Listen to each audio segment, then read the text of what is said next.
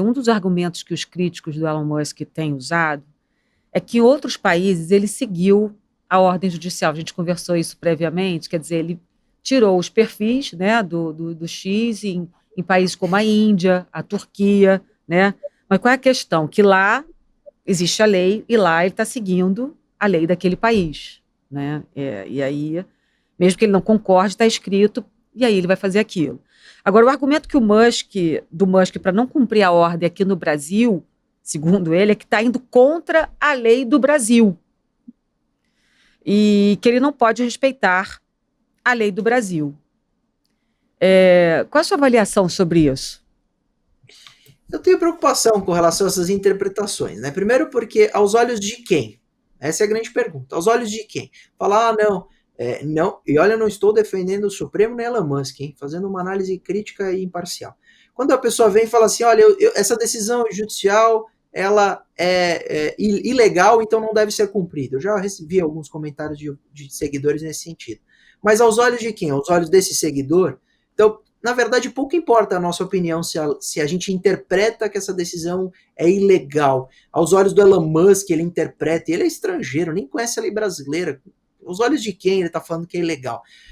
Toda decisão judicial tolhe direito. Então, estou falando assim, ordem legal não é para ser cumprida. Então, seria ótimo para os advogados, seria a melhor profissão do mundo, porque aí uma mandado de prisão contra o nosso cliente, eu falo, não vai ser recolhido não, porque a ordem legal não é para ser cumprida, na minha interpretação, a ordem é ilegal. Então, não vai prender. Não funciona assim. Como que funciona? Se eu tenho um mandado de prisão contra o meu cliente e eu discordo, mesmo que eu acho que é legal, o caminho tem que ser o recurso, o caminho tem que ser a própria justiça.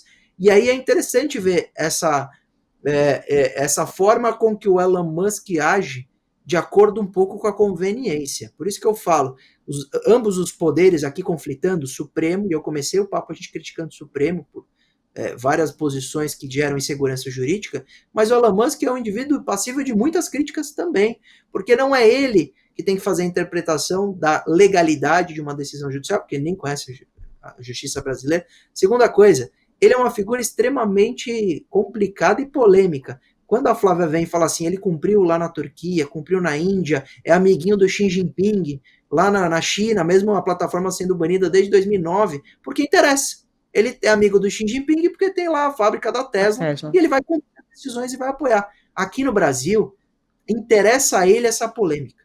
O Elon Musk ganha. Ele tinha duas opções. Vamos fazer uma análise crítica sobre as opções de Elon Musk. Elon Musk vem e compra uma briga com o Supremo Tribunal Federal. E havia dois caminhos. Ele ceder, então ele cumpre as decisões judiciais e a plataforma não sai do ar, ou ele bate de frente e possivelmente a plataforma sairia do ar.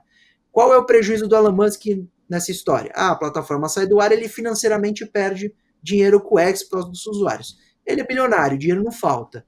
Então, nas duas hipóteses, se ele batesse de frente e o Supremo recuasse, ele sairia como o indivíduo que bateu de frente com o maior tribunal do nosso país e ganhou. Se ele bate de frente e o tribunal mantém a decisão de suspensão, ele pega essa narrativa e fortalece o partido e a direita que ele se diz manifestamente apoiador. Ele já disse publicamente que ele entrou numa guerra contra a esquerda do mundo. Então ele, como figura política, tomou uma decisão também política de não ceder ao Supremo e provocar também. Ele tem parte na suspensão do X, e aí ele ganha uma narrativa falando, tá vendo? Aqui no Brasil estão perseguindo a liberdade de expressão.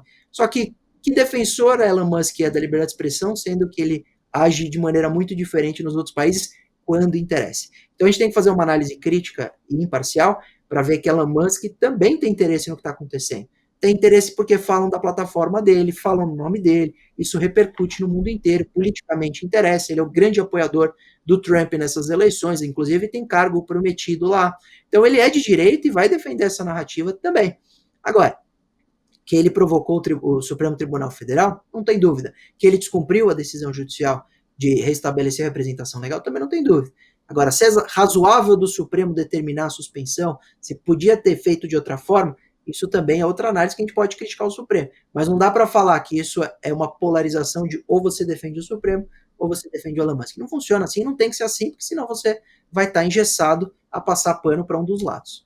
Até porque o meio de como se conseguiu as provas, né, quer dizer, fora do rito, isso até foi trazido pela Folha de São Paulo. Então, quer dizer, o Supremo também tem questões aí, eu não sei se a gente pode usar o termo inconstitucional nesse caso, ilegal, no mínimo irregular, talvez imoral, né, do ponto de vista moral, é imoral o que foi feito, quer dizer, é a perseguição realmente de perfis de um determinado espectro político e que foi usado fora do rito, né, fora do... Flávia, seu comentário é muito bom para mostrar aqui. Olha que interessante. Se essa denúncia da Folha realmente for comprovada e mostrar que realmente haveria um pedido extra altos, e seria isso absurdo, hein? Seria realmente absurdo. Mesmo assim, Elon Musk deveria ter agido como? Pegar essas informações, mostrar a pública, fazer as denúncias, mas cumprir as decisões judiciais e recorrer com base exatamente nesses documentos da Folha.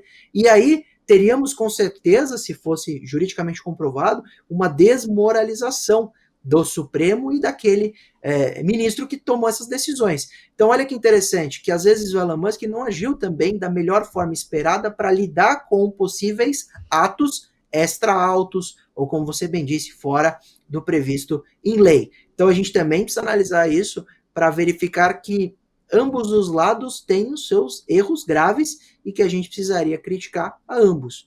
Então, não dá só para um empresário decidir simplesmente não cumprir, porque aí volta o que eu falei, seria a melhor coisa do mundo para os advogados, falar, isso aqui é ilegal, não vou cumprir, vou virar para o meu cliente e falar, não, você tem uma multa aí de R$1 milhão, não paga, porque eu discordo plenamente dessa decisão e é legal. Não funciona assim, a gente perderia toda a possibilidade do Estado democrático de direito prevalecer, as pessoas precisam respeitar e cumprir as leis, mesmo discordando delas. E é justamente isso que contribui para esse cenário de insegurança política, certamente. E jurídica também. Jurídica também.